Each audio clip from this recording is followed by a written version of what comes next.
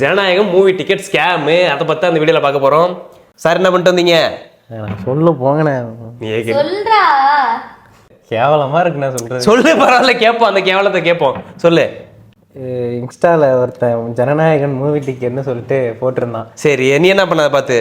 Message பண்ணி கொடுங்க bro, நான் வாங்கிக்கிறேன். டிக்கெட்டை வாங்கிட்டேன். டிக்கெட்டை வாங்கிட்டு டிக்கெட் எவ்வளோ? 2000 ரூபா. 2000 ரூபா. ஓகே மக்களே பார்த்துக்கோங்க. இல்லை ஃபர்ஸ்ட் ஆஃப் ஆல் நம்ம விஜய்க்கு யாரும் எதிரானவங்க கிடையாது. 2000 ரூபா கொடுத்து டிக்கெட் வாங்கியிருக்கான். ஓகேவா, அதை மட்டும் என்னன்னு பார்ப்போம். அடுத்து என்னாச்சு? வாங்கிட்டேன். ம், பார்த்தா அது ஃபோட்டோஷாப்பில் எடிட் பண்ணி கொடுத்துருக்கான். ஃபேக் டிக்கெட்டா? Fake ticket. சரி, ஆமாம், இவனுக்கு எது 2000 காசு?